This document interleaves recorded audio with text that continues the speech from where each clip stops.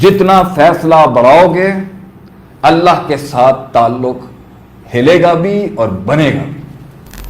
تو کچھ لوگوں نے ڈر کے مارے، کیونکہ جب انسان دنیا میں جاتا ہے اس معرفت کو لے کے، اس تعلق کو لے کے، اور جب مار پڑتی ہے اور جب جھٹکے پڑتے ہیں، اور جب انسان کو دنیا کے اندر رب کی سوچ کے ساتھ جب وہ قدم رکھ کے ایک رب کے نظام کی بات کرتا ہے اور رب کی احیاء کلمت اللہ کی بات کرتا ہے، اللہ کی سوورنٹی کی مضبوطی کی بات کرتا ہے، تو اسے مار پڑتی ہے، اسے مار پڑتی ہے.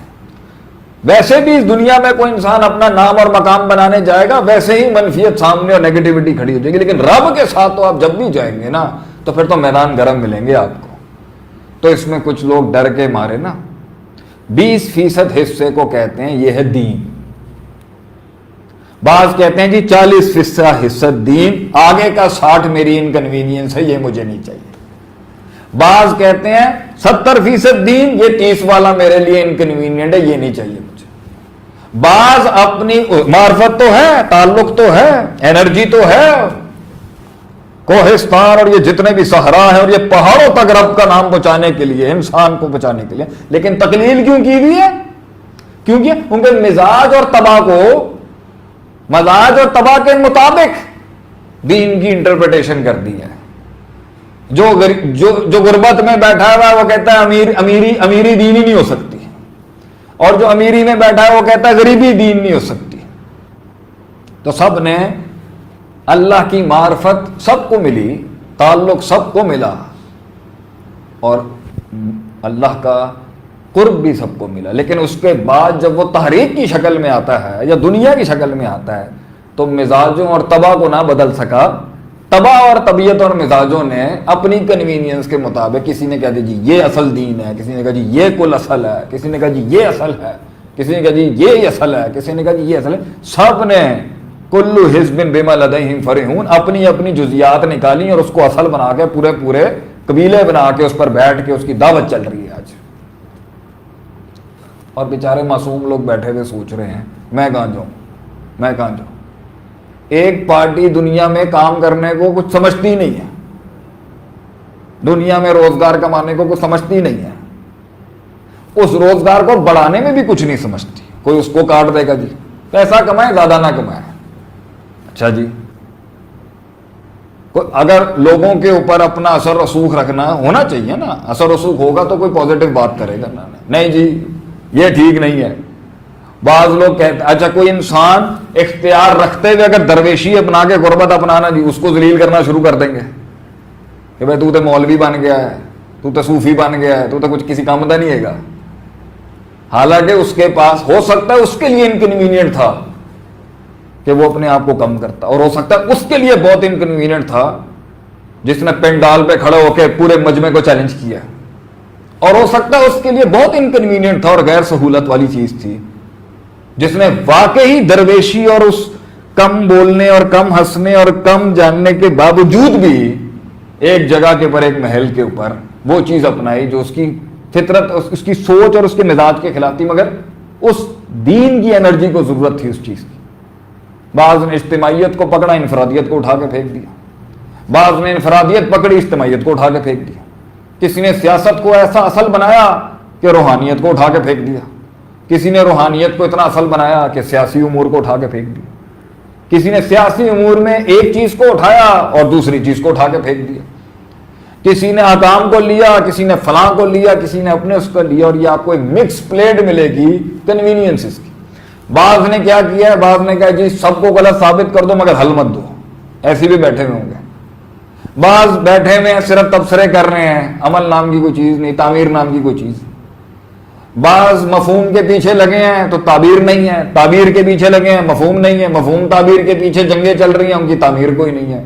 اور اگلے بیٹھ کے کنسٹرکٹیو آرگومنٹ کر کے بنا بنا کے مارے جا رہے ہیں ہمیں کہ بھیا تم باتیں کر رہے ہو، ہم نے یہ جن کھڑے کر دیے اتنے بڑے بڑے. کلو حزب بما لدیہم فرحون، سب خوش ہیں اپنی چھوٹی چھوٹی 2 اینٹ کی سوچ پر، سب خوش ہیں. بعض نے یہ کہہ دیا ہے کہ جب تک اس کے پر فلاں زبان کا کور نہیں آئے گا ہم اسے دین ہی نہیں کہیں گے. مفہوم چاہے جتنا دینی ہو، تعبیر اگر وہ دینی نہیں ہے یا عربی نہیں ہے یا انگلش نہیں ہے یا اردو نہیں ہے تو ہم اس مفہوم کو نہیں مانتے.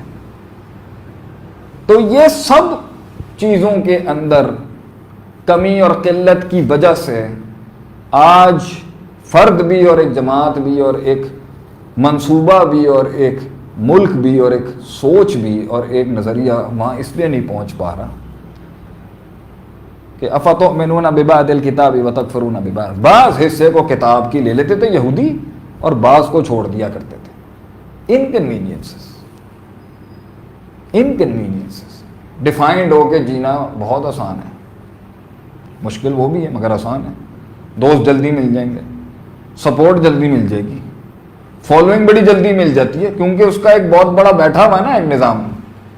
ان کی والی باتیں کرو گے، انہیں خوش کرو گے تو ٹھیک ہے، وہ ان کو خوش کریں گے تو ٹھیک ہے.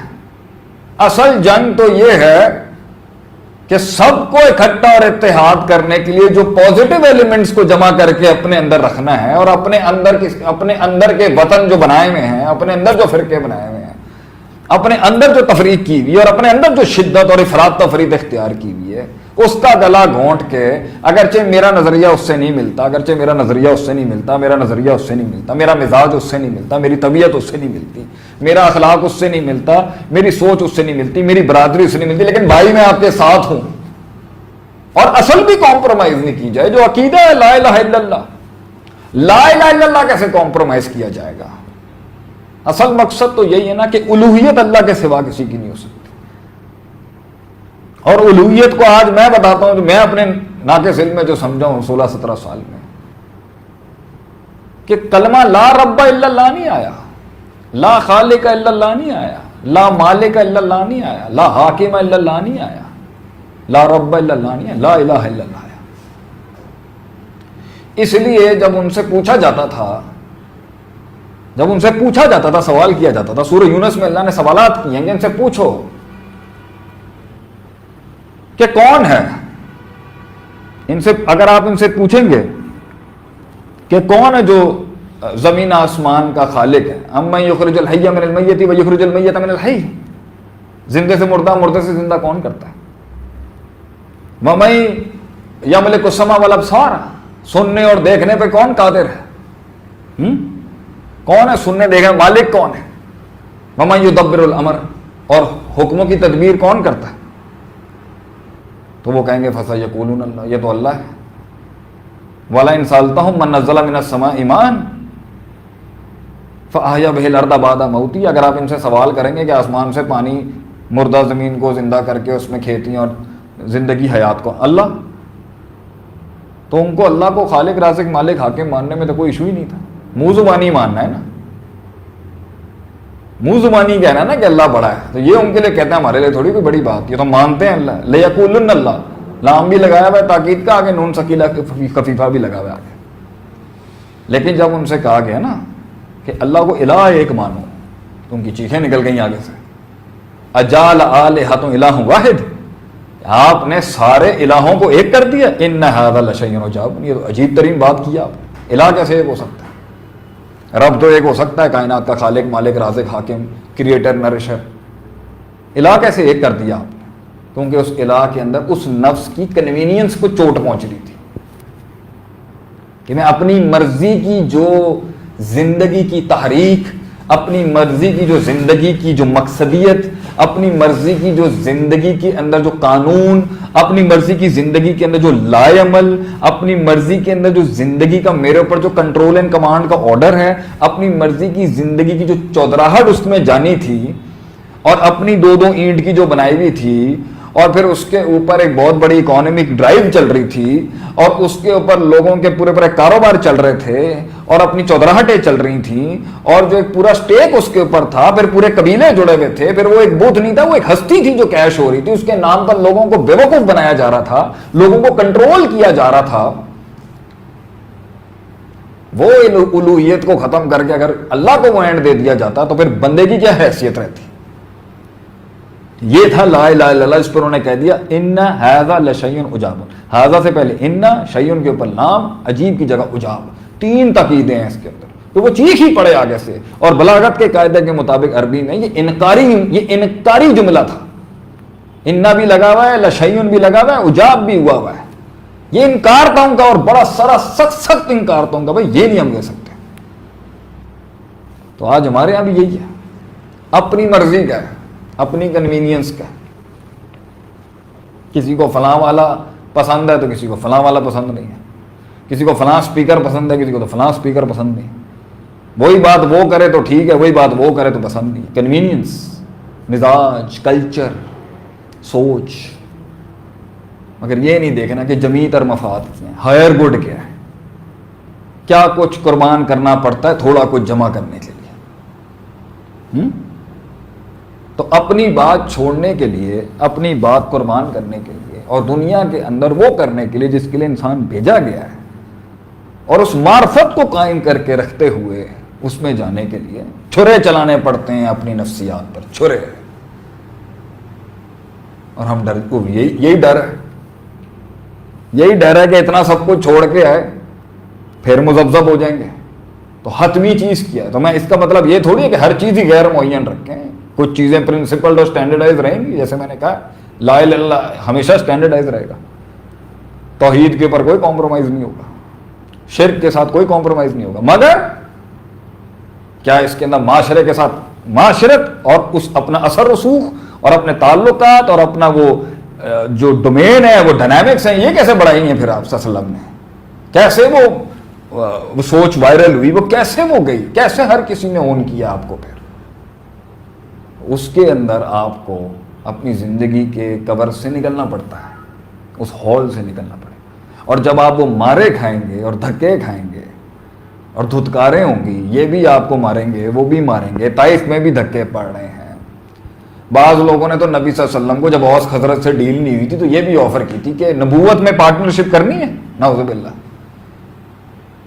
حکومت آپ لے لیں، نبوت ہمیں دیتے ہیں، یا نبوت آپ لے لیں تو حکومت دیتے ہیں. یہ مختلف ٹرائبز تھے جن کے پاس آپ بیچارے علیہ الصلوۃ والسلام فدا کا ابی و امی جا رہے تھے کہ مکے میں اب کیونکہ بات نہیں بن رہی تو کہیں اور جائیں. تو نبی صلی اللہ علیہ وسلم ہر حلقے کو ایڈریس کیا. تو 40 سال کیوں روکا گیا ان کو؟ کہ ان کی اندر کی وہ انرجی اور ان کے اندر کا وہ ایکسپیرینس اور ان کی پرسنالٹی وہ پوری دنیا کے لیے جو ایک عالمگیر مثال بننی تھی اس کو ضبط کر سکے، اور وہ کر چکے ہوئے تھے. تعصب کے ساتھ آپ کیسے پھیلائیں گے چیزوں کو؟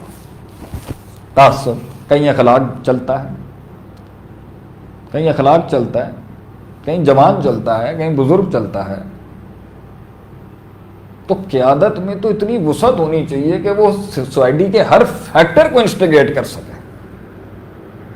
تو جب اس کے اندر دکھ ہوگا نفس کو، درد ہوگا نفس کو، تکلیف ہوگی نفس کو، چوٹ لگے گی، نفس سیلف پٹی میں جائے گا، روئے گا اپنے لیے. تو کون سی پاور ہوتی ہے جو اس کو بیلنس کرتی ہے؟ وہ معرفت، ان تعبد اللہ کانک تراہ فان لم تکن تراہ. اللہ سے تعلق اسے حوصلہ دلاتا ہے کہ جان دے، اللہ کی خاطر ہے جان دے، اللہ کی خاطر ہے جانے دو. سن لیتے ہیں اس کی، اللہ کی خاطر بیٹھ جاؤں گا آپ کے ساتھ، اللہ کی خاطر سن لوں گا آپ کی، اللہ کی خاطر میں یہاں نہیں جھکوں گا، اللہ کی خاطر مزاج رکھوں گا. یہاں ذات کے لیے نہیں ہے، لیکن یہاں اگر چودھری بننا ہے نا تو اللہ کی خاطر بنے گے. یہاں ہلکے نہیں آئیں گے، یہاں اپنا تواضع اختیار کریں گے. یہاں چلے جاتے ہیں اگلوں کے قبیلے میں، اگلے کی برادری میں چلے جاتے ہیں، اگلے کی یونیورسٹی میں چلے جاتے ہیں، غم نہیں ہے، دیکھ لیتے ہیں کیا ہوتا ہے. ہماری بیسک پرنسپلز تو ٹھیک ہے نا. ڈرنا کس بات کا؟ دنیا سے کیا ڈرنا اگر رب کے ساتھ تعلق مضبوط ہے. ہاں لیکن اگر دنیا میں جاتے ہوئے وہ تعلق کمزور ہو کے وہ دنیا بڑھ گئی اور وہ تعلق کم ہو گیا تو فتنہ ہے، تو بربادی ہے.